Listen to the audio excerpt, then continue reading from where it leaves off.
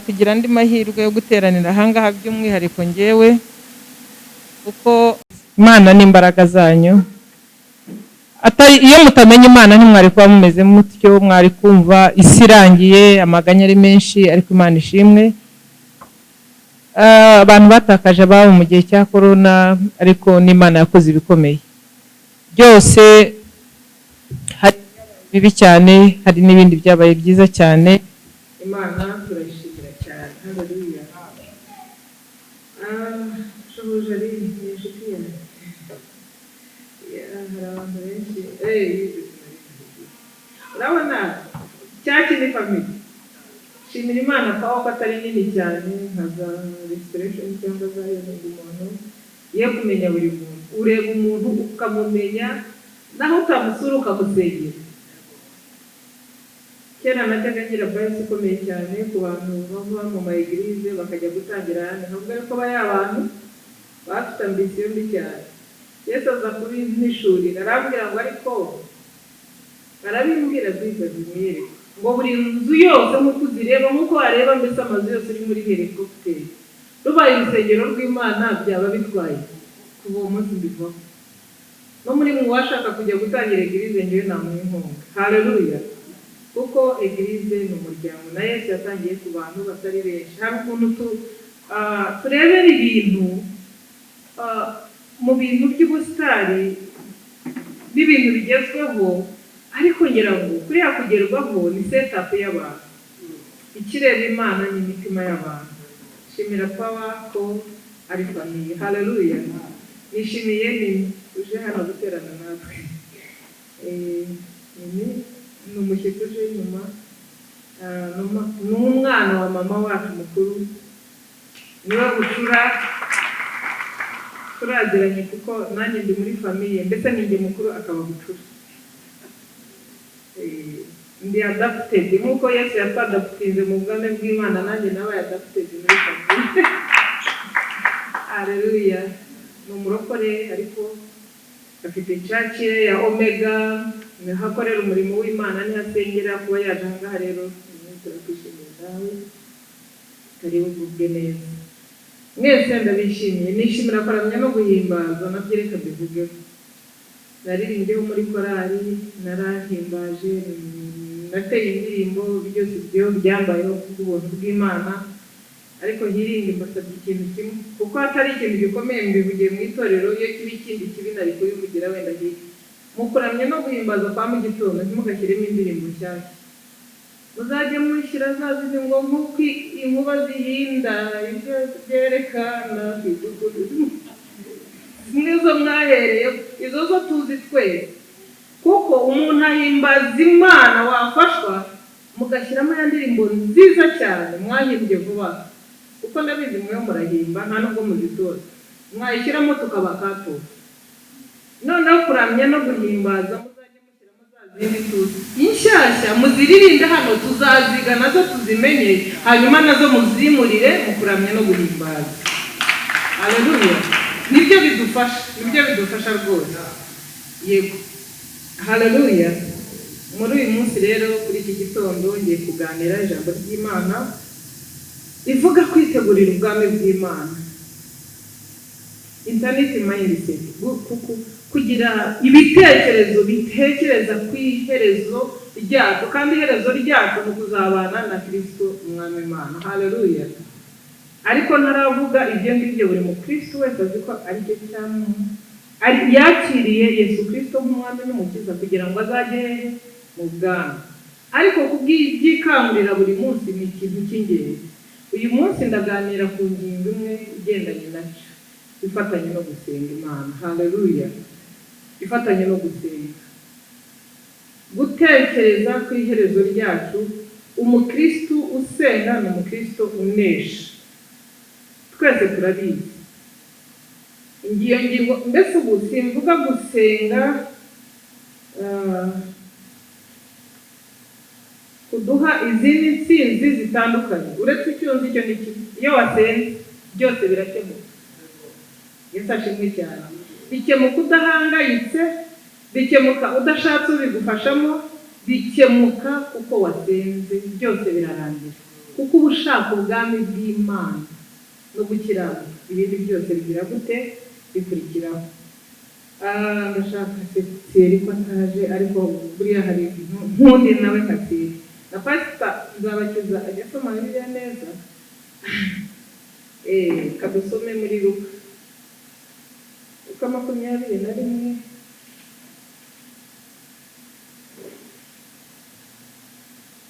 Ubu tugiye gusenga, kwiga ku gusenga nk'intwari ikomeye cyane itwegereza ubwami bw'Imana,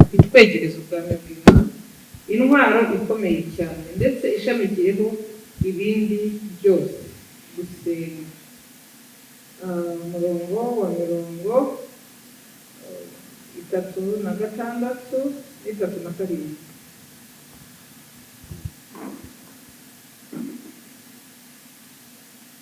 Luka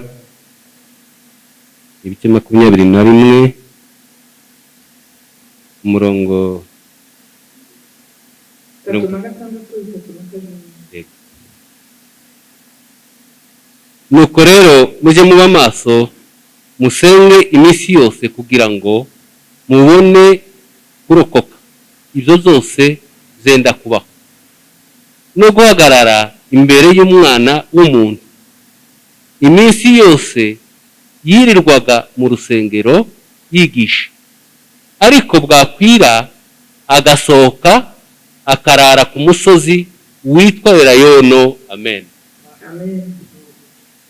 Yesashimwe cyane. Aya ni amagambo Yesu yabwiye intumwa ze zari zimaze no kuba nyinshi zaza. Musenge ngo mukore mwiteguye. Subiramo mu Kinyarwanda. Ndimo ndasoma ibindi ntuzikangirisha. Yego.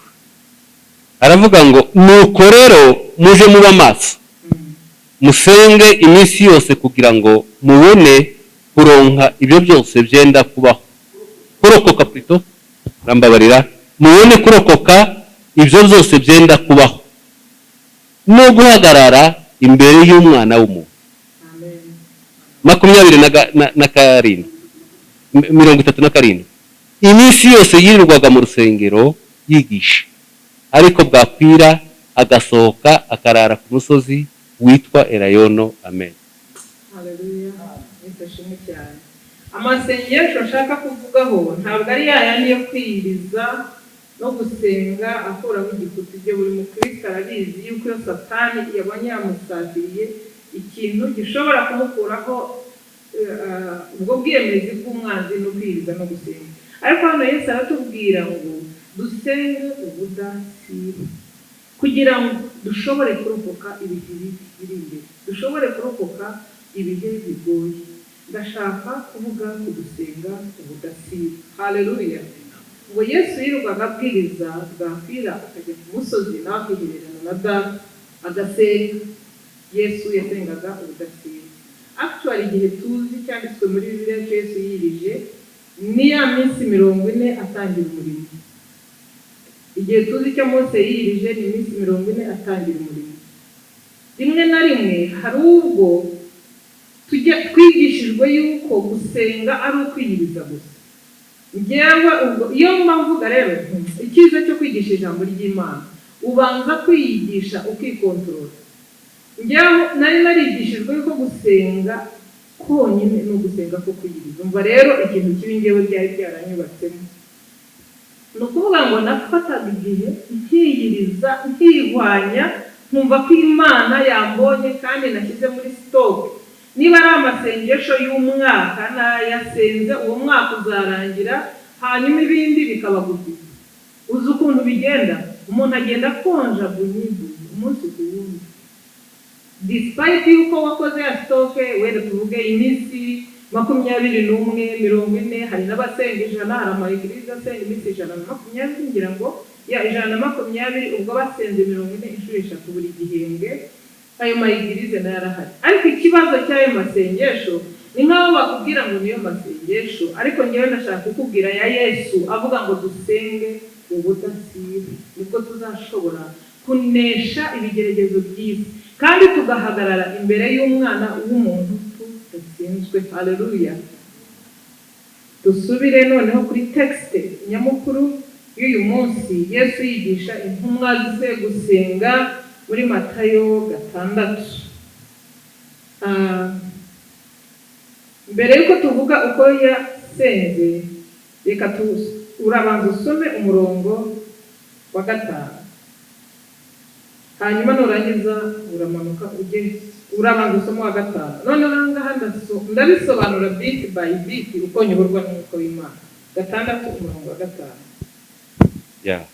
Matayo ibice 6 umurongo wa 5 aravuga ngo nimusenga ntimukamere nk'indyarya kuko bakunda gusenga bahagaze mu masinagoge no mu nzira ngo abantu babarebe. Ndababwira ukuri yuko bamaze kugororerwa ingororano zabo. Amen. Wa 6. Wowe nusenga uje winjira mu nzu ubanze ukinga urugi uhere ko usenge so mwiherereye, nuko so ureba ibyiherereye azakugororera. Amen. Haleluya. Aya ni amasengesho umwami Yesu avuga y'umuntu pasoneri ku giti cyawe. Ugomba gusenga ntasho, ntakuvuga ngo hano twaje gusenga, twaje kwiyiriza. Ayo masengesho ni meza yerivetinga umuntu. Nukuvuga ngo urukwindi rwaka ari rumwe, inkwi zaka ari ebyiri. Guterana kw'abera ni ibintu by'ingenzi. Tungukira ibintu byinshi. Turakundana, turasangira, dutanga ubuhamya, turakomezanya, dufatana amaboko. Ni ibintu byiza cyane kubera ko tuba turitsinda byerekeje ku mugambi umwe ujya mu bwami bw'Imana. Ariko ahangaha gusenga buri munsi bidasiba ni ibintu bireba buri mukristo wese umaze gukura. Kandi ibihe tugezemo nta mukristo w'umwana ukenerewe. Imana y'umugisha Diane iteka ririmba indirimbo ikora ku ijambo ry'ububwiriza. Ibihe bizango numva amagambo akamfasha, numva indirimbo, ariko yongeye kwivuga umugani wa musore avuga ngo mu mutwe wanjye harimo icyongereza cyinshi, ngo ariko yongeye kukivuga kikanga guhura. Nanjye rero niko kuririmba bisigaye bimeze. Iyo numva indirimbo numva nyizi neza cyane, najya kuyiririmba ngo nyisubiremo bikanga guhura. Ni ukuvuga ngo igihe kizashyika, abami bazahinduka, abantu benshi bazahungabana, bazasubira inyuma. Ariko icyo nkundira iyo ndirimbo iravuga ngo tuzamuka umusozi wera. Nta muntu uzamuka umusozi wera, nta muntu uzamuka umusozi wa Elayono atari umusenzi. Gusenga ni intwaro ikomeye ku mukristo, kandi gusenga buri munsi. Reka rero dutangire isengesho rya Yesu Kristo. Ni ukwiga kubwiriza, turimo turiga, nta haleluya nyinshi, nta excitement nyinshi. Reka twumve aya magambo, tuyanarize neza dutuje, duhere ku murongo wa 9. Izina ryawe ryubahwe. Ahangaha ngiye ukuntu mbibona Yesu yigishaga abigisha be, mbere yuko ibintu byose ugomba kukonsidera mu gusenga kwawe, ugomba kwinjoyinga presence ya Papa. Haleluya. Ukabanza ukavuga ngo waramutse Mwuka Wera, hallowed be thy name. Izina ryawe ndaryishimiye, kandi izina ryawe ryubahwe, kandi izina ryawe ryubahirizwe mu buzima bwanjye. Kugira umwanya gusenga, ntabwo Yesu azi ko dukeneye byinshi, ariko hano birasaba kwinjoyinga ubusabane na Data. Waramutse Papa, uri mwiza, ndagukunda. Haleluya. Nicyo bisobanura. Kandi rero kugusenga bisaba umwanya. Nkunda kubikomozaho nkavuga ngo Yesu arimo asenga igetse Imana babaye. Ikintu cyamutangaje gikomeye nuko abigishwa be batashoboraga no guhagararana nawe n'isaha imwe. Tutarashobora nibura gukora sacrifice y'isaha imwe gusa tugere mu kazi kacu kugira ngo dusengane n'Imana. Uti ngewe mfite akazi kenshi, bikankubwira naho ufite akazi kangana gute, ari kenshi kangana gute, sacrifice amasaha y'ibitotsi kubera ko mu by'ukuri ntabwo washobora gukora mu mwuka utakoze sacrifice z'imirimo ya buri munsi. ni ukuvuga ngo nk'abantu b'abanyakazi badategekwa bagendera ku isaha, gerageza uryame kare hanyuma ubyuke isaha ya kare uyihe Imana, nibura uyihereze imwe, hanyuma Imana izarushaho kukudetinga. Hari abantu bavuga ko ari abanyamwuka cyane bo ngo babyutswa na Mwuka Wera. Mwuka Wera nta kubyutsa buri gihe, hari n'abatabyutswa na Mwuka Wera. Nanjye hari igihe kigeze ku isaha ikagera Mwuka ati nkasenga, ariko reka mbabwire ntabwo ari maji, nta maji ibirimo, nta n'umuntu wafatishije ku Mana, wafatishije n'usenga buri munsi. Haleluya. Ugera mu bihe byo gusenga ukumva imbaraga z'Imana zikagenda, ukumva Mwuka Wera agenda avuga mu matwi yawe, ukumva akubwira ikintu gikwiye, ariko iyo ucoveho gatoya usubira inyuma byesire nuko bigenda. Haleluya. Icyo gihe watabarwa ahubwo no gushyiramo iki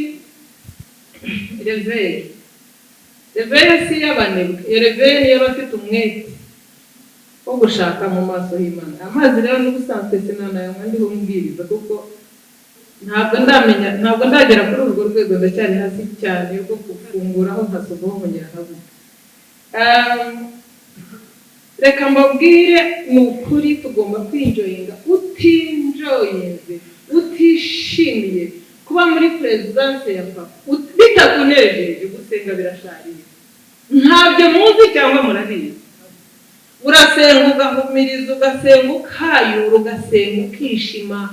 Wasenga rimwe ukarambura amaso, warangiza kurambura amaso ukongera ugahumiriza, ukongera hagati ugacishamo akaririmbo, ukongera ugasimbuka ushakisha. Mu by'ukuri nta kintu ufatisha, kubera yuko presence ya Papa ntayo. Kubera iki? Ntabwo umutima uri fixe cyane ku Mana. Kandi ibintu byo gusenga ni nko gusharija bateri. Haleluya.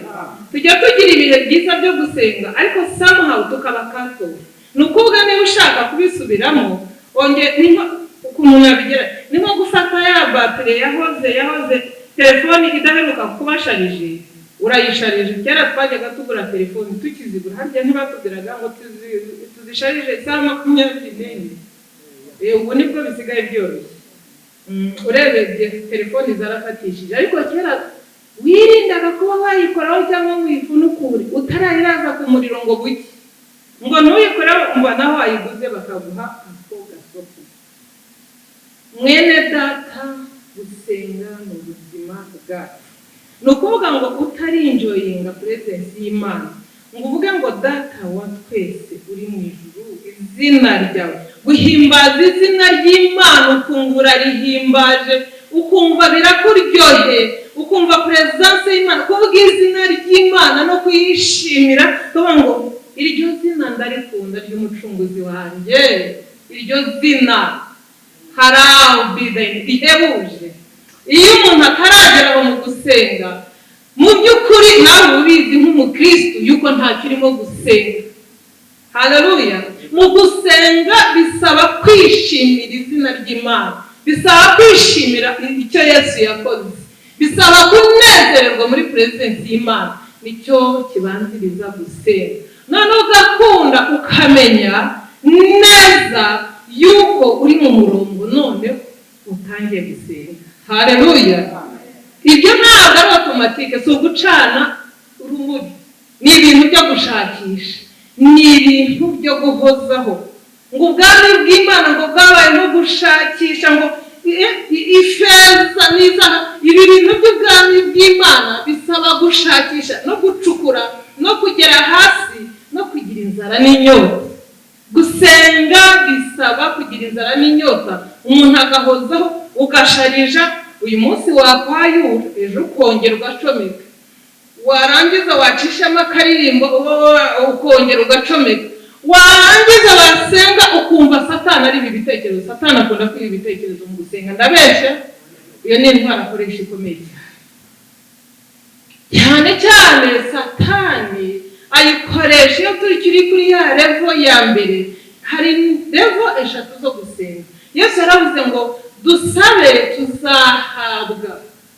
Iyo abantu tugisengera gusaba ngo duhabwe, iyo ni nivo ya mbere yo hirya tuba tutarinjira ibwino. Iyo tukiri aho rero Satani akunda kutwiba ibitekerezo cyane, ukaba uri musenga ukibuka raporo yakerewe, ukaba uri musenga ukibuka ikindi kintu, ukaba uri musenga ukibuka ikindi kintu. Satani akaba adriftinze ibitekerezo byawe, abikuye kuri ya concentration yo kwishimira kuba muri presence y'Imana, noneho akagutwara mu bindi bintu ukongera kwatinara Yesu. Satani bintera ndagarutse, indi tugomba kugaruka.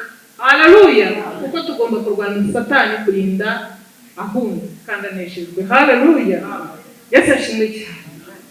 Satani yiba ibitekerezo iyo kiri kuri ya level 1 yitwa musabe muzahabwa. Yesu yakwemereye gusaba ntacyo bitwaye, ariko ni awutako ni kwirembo, ni nka hariya ku muryango uba utarinjira ibwina. Haleluya!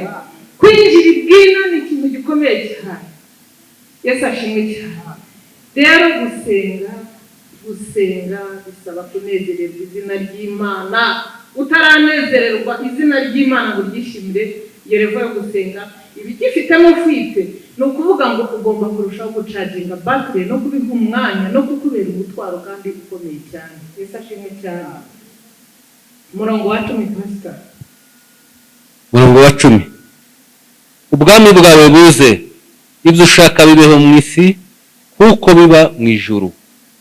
Haleluya! Ubwami bw'Imana buze, iby'Imana ishaka bibe ku isi nk'uko biba mu ijuru. Ubwami bw'Imana buzana n'imbaraga.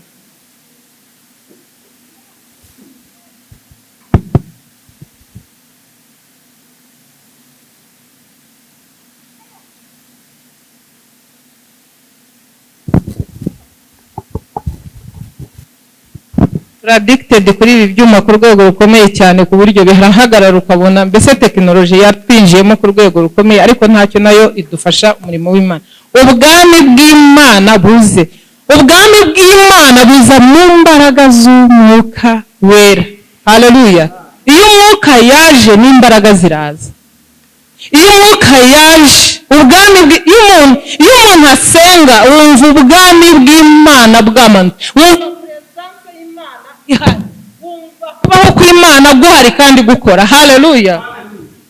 Iyo rero umuntu atarasingira izo mbaraga z'umwuka wera, ariko umwuka wera ni mwiza cyane. Reka mbabwire, utasengeye mu mwuka n'imbaraga z'Imana, uba wumva hari nkaho hari nk'ikintu kikwicariye, ukavuga nyine kuko uri umukristu, iyo revo twese twayigezeho, ariko ukumva nta mbaraga, nta kintu gikora, kubera yuko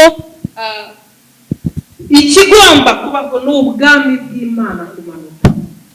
Ubwami bw'Imana bumanukira umuntu usenga, bukamumanukira mu mbaraga z'umwuka wera. Umunsi umusenga ntabwo wabonye izo mbaraga. Haleluya! Umuhanuzi Ezekiyeli yeretswe umwuka w'Imana, umugezi umanuka uva ku Mana, ngo ugakwira amahanga yose, ngo ibiti byawumezeho byahagije abantu bose. Haleluya! Yerekwaga ibizaba no mu misindiro, ukuntu ko mwuka wera ari we uzakwira amahanga yose. Ariko uwo mwuka w'Imana ni ukuwinjiramo, ukinjira. Ezekiyeli we yeretswe ngo agenda akarengerwa ikirenge, akazamuka akagera ku murima, akazamuka bisaba kwibira. Umuntu akibira akarengerwa. Wakwibira umunsi wa mbere se? Ntabwo bishoboka. Haleluya! Nubwo uhozeho bene data, dusenge ubudasiba. Hariho Yesu yavuze ngo dusenge ubudasiba. Utisibye ubikura he? Mbikura kuri njye, nta wundi. Iyo nagize ibihe byiza byo gusenga, Satani rero hakabaho nk'akantu kabicamo. Iyo ngiye gutangira ntangira azira. Ninde byari byabaho? Utangira azira, kongera gusacinga presence y'Imana, imbaraga z'Imana ngo zongere zikumanukire. Imana itangire ivugane nawe, Imana itangire guhishurire, mwuka wera abane nawe, akubwire details za buri kintu cyose. Haleluya! Murabizi, iyo umuntu asenga ntabwo ukenera cyane wakubwira ubuzima bwawe, ntukenera cyane ibindi bitangaza, kuko mbere na mbere iri muri presence y'Imana ugira kunyurwa kumva yuko iyo ubwami bw'Imana bwamanutse ukabwicaramo, kumanuka biciye mu mbaraga z'umwuka wera. Iyo uri gusenga Imana ukumva wasenze imbaraga z'Imana zakumanukiye, uhakura kunyurwa ku buryo nta n'ikindi ukeneye. Waba ufite igitenge kimwe wumva kikunejeje, waba ukodesha inzu y'icyumba kimwe wumva ibyo bihagije. Naho byari ku itariki ya 30 udafite ubukode bw'umunsi ukurikiraho, ariko wumva ushikamye kandi ukanezerwa kubera yuko uri ahandi hantu, uri mu bwami bw'Imana actually, ntabwo uri hano ku isi. Ubwami bwawe buze, ibyo ukunda bikorwa ku isi, ibyo ushaka bari byo bikorwa. Haleluya. Iyo ubwami bw'Imana bwamanutse buciye mu mbaraga z'umwuka wera, nibwo bwonyine ubushake bw'Imana bukoreka. Iyo nta mbaraga z'Imana hakora ubushake bwayo. Haleluya. Ubwami bw'Imana bugomba kumanuka, kandi bumanurwa nuko twasenze bukaba muri twebwe. Haleluya. Mubona uko guhimbaza Imana tukishima tukanezerwa. Haleluya. Iyo umuntu yatakaranye na rezo y'Imana hari ubwo bitanamufasha, hakabaho n'uwo bifasha kubera yuko bataturanye. Ibyo byonyine bituma ibyo dukorera imbere y'Imana byose bigira n'iniri ku buzima bwacu. Yesu ashimwe cyane. Dusomera umurongo wa 11. 11 aravuga ati, uduhe none ibyo kurya byacu by'uyu munsi. Amena. Uduhe ibyo kurya byacu by'uyu munsi. Haleluya. Imana Yesu yaravuze ngo ntabwo umuntu atunga n'umutsima gusa. Umutsima tugomba kuwusaba, ishati tukayisaba, urukweto tukarusaba. Haleluya. Ariko tukazirikana yuko umuntu ntatungwa n'iki n'umutsima gusa, ahubwo atungwa n'ijambo rivuye ku Mana. Ahangaha birasaba dependence ku Mana, nta kindi. Ni ukuvuga ngo wowe udipanda kuri ikintu wishingikirijeho kizakubeshaho mu buryo bw'umwuka, ukagenda ukazagera ku Mana. N'iki? Ese ni ubwenge bwawe, ni connection yawe, ufite umuryango ukomeye, ufite amafaranga, ufite amashuri, ufite akazi, uri eloquent, uzi kuvuga neza, ugaragara neza, urasobanutse. N'iki? Abantu bafite strategy z'ibintu bizabatunga kuri iyi. Hari abantu tuzi ukuri ni family wacu ibyara abakobwa beza, bo bagize strategy yo gushaka abagabo b'abanyamafaranga. Iyo agushatse akabona nta mafaranga ufite, Broad Daylight aragusiga akajya gushaka umunyamafaranga. No munyamafaranga yabona atayamuha neza akamushaka ubundi munyamafaranga. Abantu bafite strategy zo kuba. Ariko Yesu yaratubwiye ngo dusenge tuvuga ikintu kimwe, aba ari wo utubesha, aba ari wo uduturesha, utubesheho mu mwuka, utwuzuze, utubesheho mu mubiri, utugaburire. Haleluya. Total dependence, kudepanda 100% ku Mana. Tudasenze ngo twinjire ahera tubisaba Imana, twasigara hari ibindi twishingikirijeho. Amaboko yacu, ubwenge bwacu, ubwiza bwacu, connection yacu, icyo turi cyo nuko tumeze, tukumva hari ikintu byakora, tukunda no gukora umurimo w'Imana strategy. Ibyo bintu nta nubwo ari byo. Imana igomba gukora ubushake bwayo hano ku isi nk'uko ibikora mu ijuru. Haleluya.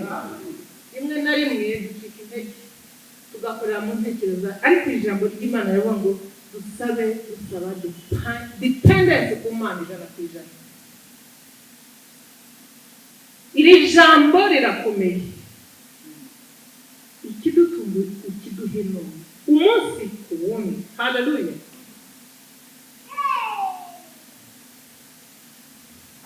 Ikidutunga ni ikintu kigari cyane, ni ikidutunga mu mwuka. Ijambo rema wadi rya buri munsi, ijambo rigutunze uwo munsi rigomba gutibuka. Ndabantu bavuga gutibuka, manumva gutibuka ni nko simbuka hanyuma rikikubita ntaho ba cyane. Haleluya. Rikava ku Mana rikagutibukira uwo munsi, ukarigenderamo, ukaryatura aho uca, waba uri mu isoko, waba utetse songa kawunga, ukaburi muri iryo jambo. Haleluya.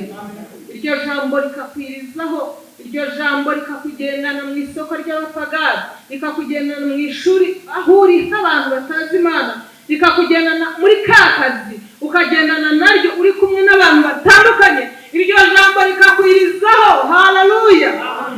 Ijambo ry'umunsi, nk'uko tubona umuceri w'umunsi, tukabona kawunga w'umunsi, tukabona ifiriti y'umunsi, kuko nabyo tubihabwa n'Imana.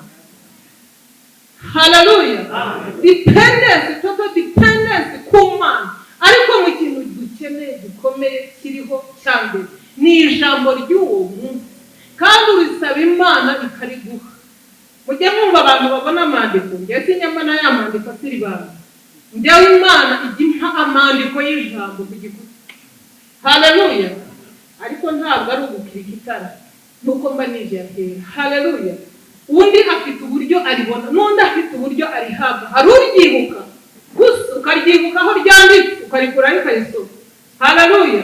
Hari umwumva mwuka bararikubwira mu matwi, hari uribona ryanditse, hari ubumbura Bibiliya Imana ikavuga ati byuka usome. Haleluya! Mwuka barati byuka urambure Bibiliya ukarambura ukaribona. Ijambo ry'uwo munsi rigutunga rigomba kubaho nk'uko tutabwirirwa, nk'uko tubona ibiryo. Hari abarya breakfast, hari n'abatayirya, ariko turarya. Urya ibyiza n'utarya ibyiza, kwanza ibyiza n'ibibi, ibyo kurya byiza n'ibitunze umuntu akabari. Haleluya! Ibyiza ni ibyo urya ukagira ubuzima buzira umuze, ukagenda ugashobora gukorera Imana, ukabura umwana w'Imana. Ariko niba Imana ishoboye kuguha ibyo byo kurya, niba Imana ishoboye kuguha iyo kawunga, niba Imana ishoboye kuguha ibyo bijumba n'uwo muceri, ni ukuvuga ngo ikeneye cyane no kuguha n'iryo jambo ry'uwo munsi riri bugusustaininge muri isi y'akavuyo y'uri bwirirwemo. Haleluya! Yesu ashimwe cyane. Gusenga ni ikintu seriye cyane. Ibihe bizagera abantu bahinduke, umwami umwe witwa Antikristo azategeka igisi, ba perezida basigare ari nka ba gitifu, harya n'abakagari. Haleluya! Ibihugu bizasigara ari nk'umurenge. Ibihe bizagera, reka mbabwire ibihe kandi byarageze. Abasenga by'ukuri bagomba gusengera ukuri no mu mwuka. Haleluya! Yesu ashimwe cyane. Kandi kuri yo kwishingikiriza ku Mana, kwishingikiriza ku Mana. Mana, njyewe niba hari umuntu warwanya no kwizera Imana kandi senga ni ikintu gikomeye. Uzi ko umuntu yizera akishingikiriza ku Mana akanasoma Bibiliya cyane, ariko kubera kwishingikiriza ku Mana ukabona Imana iramukorera ibitangaza, ushidikanya bikamunanira. Haleluya! Kudependinga ku Mana ni ikintu gikomeye cyane. Buri munsi kandi Imana ntabwo ishaka ko turirayenga ku mbaraga zacu. Yesu ashimwe cyane. Uzabika amafaranga yanjye, azatunga njye, bazatunga abana banjye, hanyuma nakimurikije n'imitungo n'izambesha. Kamubwire, wasanga Imana iguhe ngo bifasha abera bose, n'abagusura n'abakozi bari aho, wasanga ariko Imana biguhereye kuruta kumva yuko uzibikira ibiryo by'imyaka 100. Haleluya! Yesu ashimwe cyane.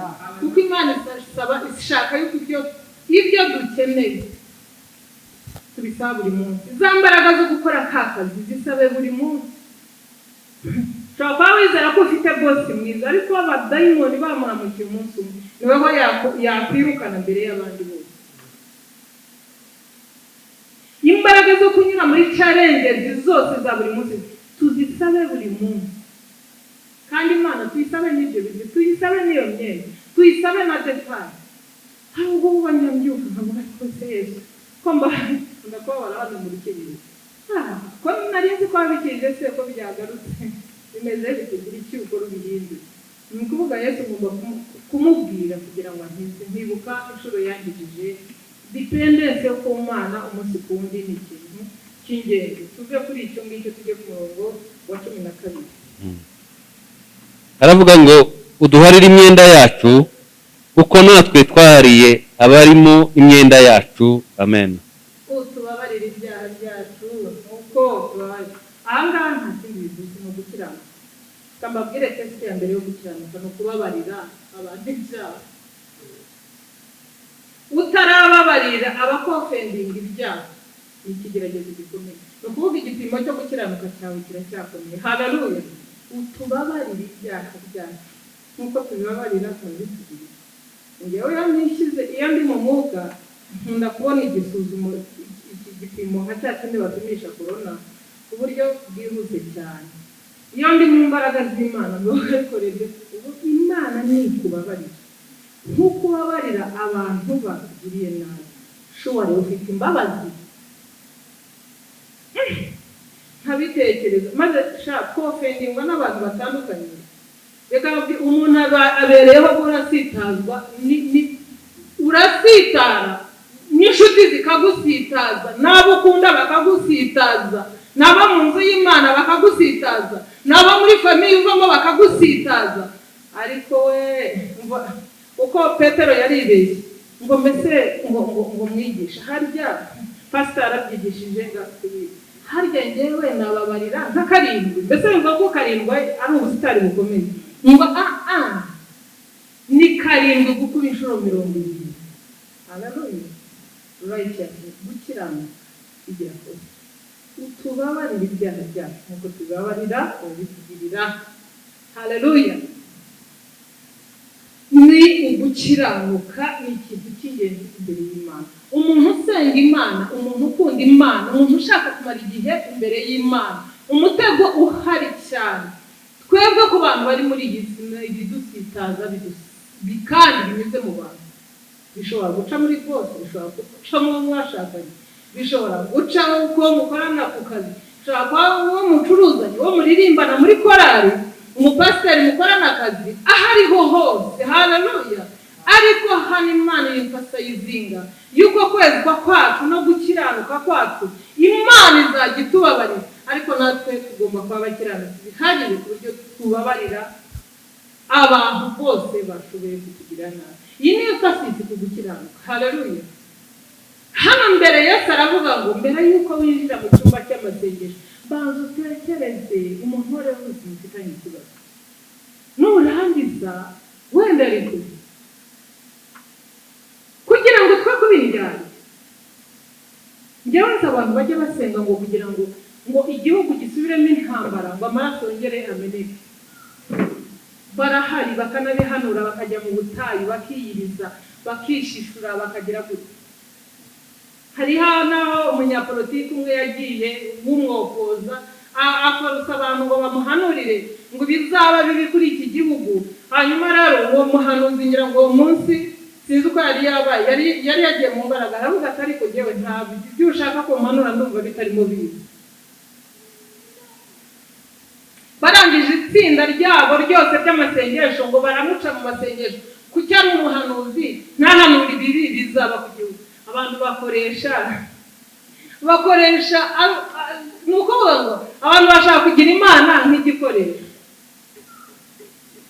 Ujye kwiyiriza, ujye gusenga kugira ngo Imana imareho abanzi bawe. Ni ukuvuga kuko ari umunyapolitike w'umwokoza, hanyuma aba yumva yuko mbese Imana yamaraho u Rwanda kugira ngo bigaragare yuko u Rwanda rutameze neza.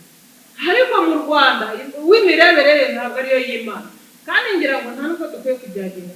Yesu yemfasije ibintu byo gucira abantu imanza ntabwo bikwiye. Wowe fokasinga kuri business zawe n'Imana no gukiranuka. Imana ngo niyo iduhorera yonyine. Haleluya. Imana niyo ihora, ntabwo dukwiye kwihorera. Rero iki kintu cyitwa kubabarira ni ikintu umukristo Imana ishimwe ko Pastor Gerard yakigishijeho neza cyane icyumweru gishize. Kubabarira ni ikintu gikomeye cyane, ni ikintu gifite imbaraga. Umuntu utababariye gusenga kwe bakubaye impamvu, kuko kubabarira nicyo gipimo cya nyuma nicyo kigaragaza umukristo wahindutse. Haleluya. Tubishobozwa n'iki no gusenga, tubishobozwa n'iki no gutitira. Kuza nkakubwira ngo ndakubabariye biroroshye, kugusekera ntagukunda biroroshye, kuyobya uburari biroroshye, kuvuga ibyiza mpagaze aha biroroshye, ariko kubabarira by'ukuri biri mu mutima biva ku gusenga. Haleluya. Biva ku gusenga. Nabonye n'umubyeyi umwe imbaraga z'Imana ziramumanukira, arasenga yari umumama ugiramo amahane cyane, ageze aravuga ati yewe reka wanyira atuze ukuntu usigaye, ati mba numva. Yari umunyamahane cyane kandi akagiramo n'utubifu n'umugabo we uzi. Burya abanyarwandakazi ni abantu batapfa koroha cyane mu rugo, ntabwo bapfa koroha cyane, ntabwo bameze nk'aya mahashyi, izi shyanga zidushyigikira. Njyewe hari ahantu nabaga nk'umugore apfukama hasi apfukamira umugabo yava ku kazi agapfukama akamwambura urukweto. Siko abanyarwandakazi bameze. Musigaye rwose ngo numva nk'ushaka guhobera buri muntu wese, namwe ko washize byageze. Ati ngewe mba nashaka gusenga nkongera nkasenga, ati nkahora asenga, ati ubundi asenga, ati narasenze nti wungutse iki, ati nta kindi na kimwe no gukunda abantu bose nkumva ndashaka kubahobera. Ati n'umugabo wanjye ari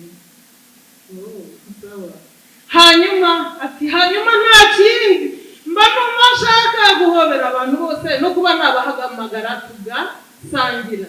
Reka mbabwire, gukiranuka kwa mbere ikintu uzagupimiraho gikomeye ni ugukunda abantu bose, ukabababarira bose, ukumva urabishimiye, nta gahato, nta mishyikirano, nta kansoringi, nta sayikoroge, nta diporomase, ibyo ni ubwenge bwiza, ni ubwenge bwa kiryarya. Haleluya! Iyo umuntu yasenze akinjira ibwina mu Mana, akunda abantu bose kandi akababarira bose kandi akabona ari beza bose, kuko si wawe umucamanza ni Kristo. Ahubwo icyo kiba ari cyo gipimo yuko umaze kwinjira ibwina. Haleluya! Yesu ashimwe cyane. Dusomera umurongo wa 13. Umurongo wa 13 aravuga ngo ntuduhane mu bitwosha, ahubwo dukize umubi, kuko ubwami n'ubushobozi n'icubahiro ari ibyawe none n'iteka ryose. Amen. Ntuduhane mu bitwosha, ahubwo dukize umubi. Aranditse mu Baroma ngo kubera yuko biyeguriye gukiranirwa cyane, bagakunda ibyaha cyane, ngo Imana yarushijeho kubareka no kubibasunikiramo. Wari uzi ko Imana isunikira umuntu ikamwihorera akarushaho kujya mu byaha, ariko iyo umuntu asenga Imana imurinda kujya mu moshya. Protection y'Imana. Haleluya! Ntutware mu bitwosha. Ubu ni uburinzi bw'Imana burinda umutima wawe, ntitujye mu moshya. Imana igera ikabona umuntu uhora ukinisha ibyayo, ikamugira akahebe. Hambere hanasomaga ibintu byahabu n'ubu bwaburanyije, ngo inama yaricaye mu ijuru baravuga ngo ariko ubu niki cyadukiza Ahabu? Ahabu yagurishije umutima we kwa Satani, arangije agurisha n'igihugu cya Isirayeli cyose. Twamukizwa n'iki? ngo haza umwuka mubi. Of course umwuka ahagarara imbere y'Imana, ariko ngewe nabakiza Ahabu, nakoshya Ahabu, nkamushyiramo ubwiyemezi, nkamushyiramo ikiburi cyo kujya gutabara Ramoti Galedi. Yarangiza yagerayo akagoye. Umwuka mubi Imana yaravuga ati n'ugende umurangize, kuko n'ubundi yiyeguriye Satani. Uturinde, ntuduhane mu moshya. Umwuka mubi niwe wagiye imbere y'Imana gusaba Ahabu ngo amwoshye kugira ngo apfe aveho, Imana iruhuke. Ahabu yari umwami w'imikishijwe amavuta, ndahandi pasiteri n'imikishijwe amavuta. Ariko iyo umuntu w'Imana yananiwe gusenga ubudasiba, yananiwe kwegera Imana, akahora akinisha iby'Imana igihe cyose, amanywa n'ijoro. Ndavuze kuri bene data yuko Imana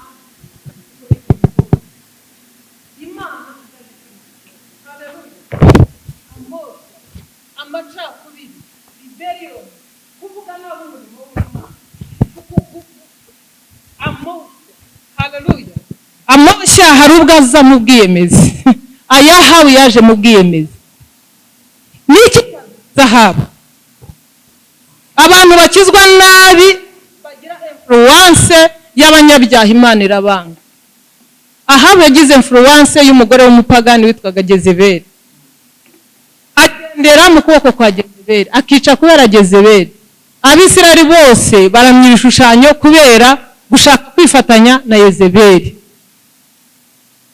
Ariko urumva Ahabu ibimwosha byamuhoje akiri n'umusore ajya gushaka Yezebeli, ntabwo byamuhoje ku munota wa nyuma Yezebeli yarahageze, ahubwo mbere y'igihe bituma arambagiza udakwiye. Hano iyo turi mu gusenga, turi mu mbaraga z'Imana, nibwo dutsinda ibitwoshye, nibwo dutsinda kurambagiza no kurambagizwa by'irari ry'umubiri, nibwo dutsinda za gahunda zose zihabanye n'Imana. Umuntu udasenga, reka mbabwire, umukristo udasenga aba ari vulnerable ku kintu icyo ari cyo cyose kizamugusha, kuko Satani nawe nibyo ashinzwe.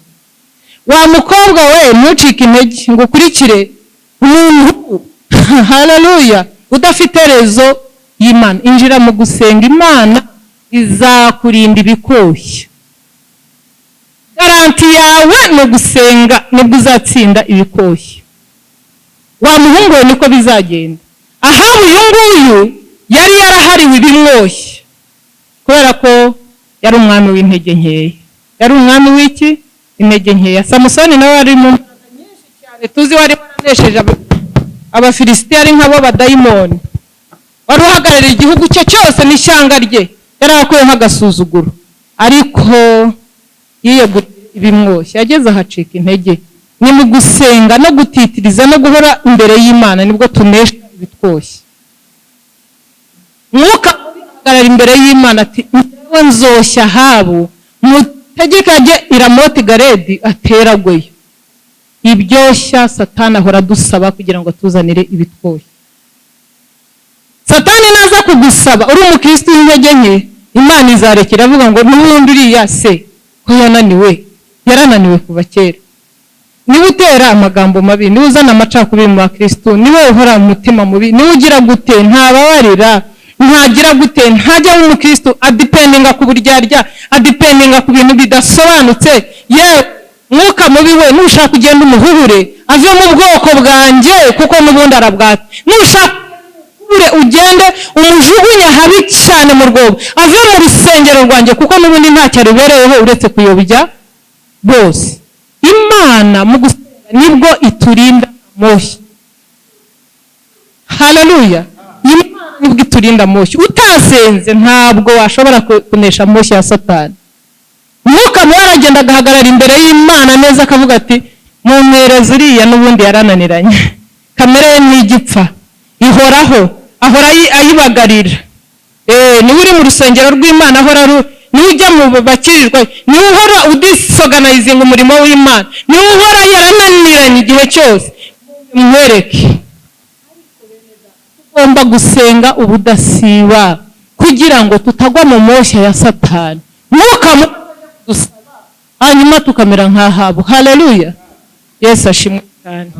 Ngo kuko ubwami n'ubushobozi n'icyubahiro ni iby'Imana Data wa twese n'imbaraga. Haleluya. Tumenye rero uko Yesu yabwiye abigisha be ngo basenge. Ntabwo nigeze numva umuntu wari we wese uhiye. Nafashe ndahasoma ndavuga nimba senge nkuko bishaka, kuko mu by'ukuri abiza abana bakuriye muri eglise nanjye amahirwe. Jewe kera bayigishaga n'ijambo nkasinzira, ubundi basenga nkasinzira, nkakunda kuririmba. Niyo mpamvu buriya kuririmba bitajya bidukanga cyane, twararirimbye cyane, ariko mu by'ukuri ukaririmba ariko ukikomereza uri aho ngaho gusa Imana kuko ari inyembabazi. Buri wakomeje ari nk'aho mu bikari byayo ntajya buri kwagira, ikagukomereza ukazavaho ugakomera. Nahoze ndeba basa na Diana, navuga ariko bari ababyeyi, bari abana b'abakobwa, mbabona ni nk'abakobwa ukurikije uko bangana, n'intwari. Uzatinya umuntu ushaka akabyara akaza kuririmba muri korari, ibyo bintu biba bikaze. Aba ari intwarane, aba yararenze ubutwari, yarabaye iki? Yarabaye intwarane. Kubera yuko dufite ibintu bidukubakuba byinshi byatubuza kuba mu murimo w'Imana. Ariko bene data uko bihari niko tugomba kuresista, tukabona umwanya wo gusenga Imana kandi ubudasiba, kugira ngo dushobore kuba abakristo banesha. Haleluya. tukava kuri ya revo yo gusaba. Yesu nawe arabizi ko umukristo muto agomba gutangira asaba. Musabe muzahabwa, mushake muzabona. Tukagera kuri revo yo gushaka Imana, tugashaka ubwami bw'Imana, tugashaka presence y'Imana. Gushaka no gusaba biratandukanye. Iyo umuntu ashaka si ugushaka umugore, si ugushaka umugabo, ni ugushaka Imana. Yesu avuga ngo mushake muzaba, mushake muzambona muri make, nimushakane umwete wose. Haleluya. Tukazava kuri iyo revo tugakora, tukagera kuri hahandi tujya ahera hahera, bwana Imana, aho abaye inshuti y'Imana. Ngo Aburahamu ni inshuti ya ntacyaba ntimubwiye. Haleluya. Iyo ni revo ya gatatu y'amasengesho. Ariko umuntu ntabwo yasimbuka ngo agereho. Umuntu agomba gusenga buri munsi, niko Yesu avuze ngo musenge ubudasiba kugira ngo mushobore kunesha muri iyi minsi mibi. Ariko rero ikibazo ni iki? Nta mabuye n'imikoro zishaje. Byaba iki kibazo muzakingezeho mukemure rwose. Niko mikoro zose zimera, nta nimwe igivugwa n'umwanya muremure. Iki kibazo kigomba gukemuka nacyo. Haleluya. Yesu ashimwe cyane. Ni ukuvuga ngo kuriya gusenga kurakura, umukristo akurana nako, ukazava kugusaba, ukazagera kugushaka, ukazagera aho ukomanga ahera hahera, ukinjira indani ibwina ku Mana. Noneho rero ukaba wa muntu umeze nka Aburahamu, ntacyo nakora ntabanje kumenyesha Aburahamu.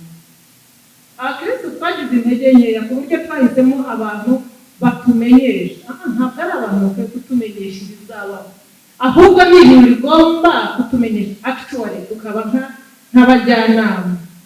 Haleluya.